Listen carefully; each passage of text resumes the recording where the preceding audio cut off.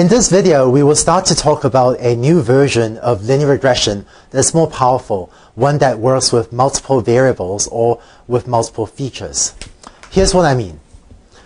In the original version of linear regression that we developed, we had a single feature x, the size of the house, and we wanted to use that to predict y, the price of the house, and this was our form of our hypothesis.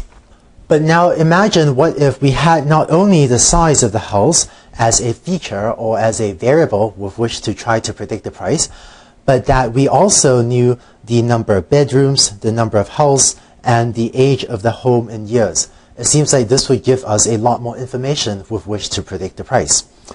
To introduce a little bit of notation, and we sort of started to talk about this earlier, I'm going to use the variables x subscript 1, x subscript 2, and so on to denote my, in this case, 4 features, and I'm going to continue to use y to denote the variable, the output variable price that we're trying to predict. Let's introduce a little bit more notation.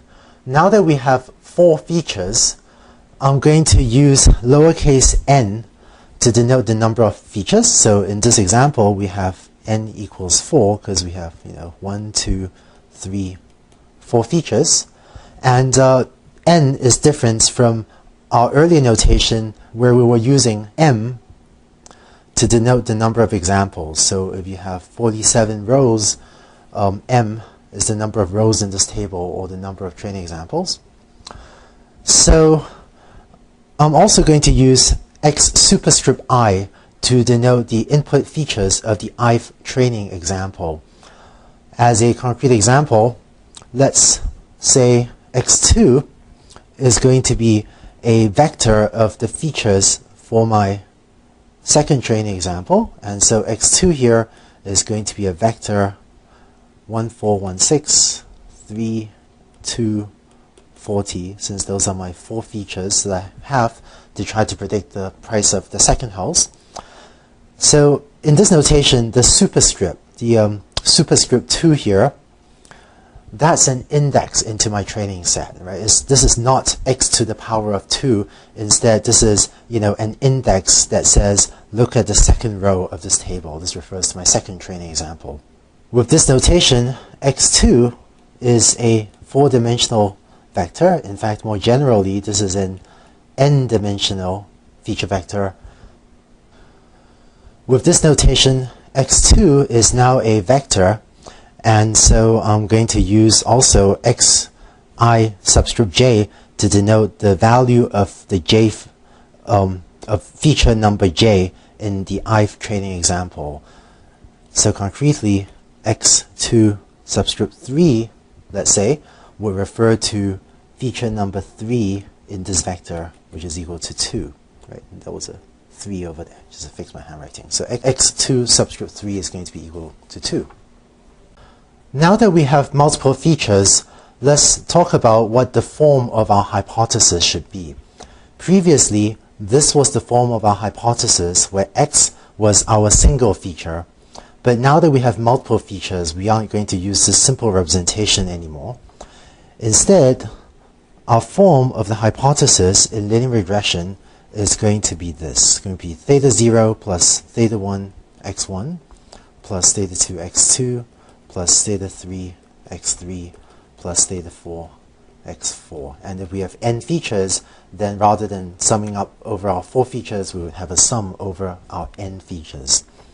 Concretely, for a particular setting of our parameters, we may have h of x equals 80 plus 0.1 x1 plus 0.01 x2 plus 3x3 minus 2 x4. This would be one example of a hypothesis. And remember, a hypothesis is trying to predict the price of the house in thousands of dollars. This is saying that the base price of a house is maybe 80,000 plus another 0.1. So that's an extra $100 per square feet. Plus the price goes up a little bit for each additional floor that the house has. So x2 was number of floors. And it goes up further for each additional bedroom the house has, because x3 was the number of bedrooms, and the price goes down a little bit with each additional age of the house, with each additional year of the age of the house. Here's the form of our hypothesis rewritten on this slide, and what I'm going to do is introduce a little bit of notation to simplify this equation. For convenience of notation, let me define x subscript 0 to be equal to 1. Concretely, this means that for every example I have a feature vector x superscript I, and x superscript I subscript 0 is going to be equal to 1. You can think of this as defining an additional 0 feature. So whereas previously I had n features, features x1, x2 through xn, I'm now defining an additional sort of 0 feature vector that always takes on the value of 1. So now my feature vector x becomes this n plus 1 dimensional vector that is 0 indexed. So this is now a n plus 1 dimensional feature vector, but I'm going to index it from 0. And I'm also going to think of my parameters as a vector. So my parameters here, right, that would be this theta 0, theta 1, theta 2, and so on up to theta n. I'm going to gather them up into a parameter vector written theta 0, theta 1, theta 2, and so on, down to theta n. This is another 0 index vector, so if index starting from 0, that is another n plus 1 dimensional vector.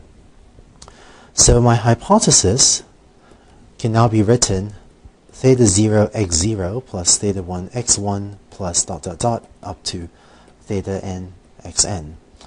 And this equation is the same as this one on top because, x0 is equal to 1. And the neat thing is I can now take this form of the hypothesis and write this as theta transpose x. Depending on how familiar you are with inner products of vectors, if you write out what theta transpose x is, what theta transpose x is this theta 0, theta 1 up to theta n. So this thing here is theta transpose, and this is actually a n plus 1 by 1 matrix. It's also called a row vector. And we take that and multiply it with the vector x, which is x0, x1, and so on down to xn. And so the inner product that is theta transpose x is just equal to this. This gives us a convenient way to write the form of the hypothesis as just the inner product between our parameter vector theta and our feature vector x, and it is this little bit of notation, this little extra bit of notational convention that let us write this in this compact form. So that's the form of our hypothesis when we have multiple features. And just to give this another name, this is also called multivariate linear regression. And the term multivariate is just maybe a fancy term for saying that we have multiple features or multiple variables with which to try to predict the value y.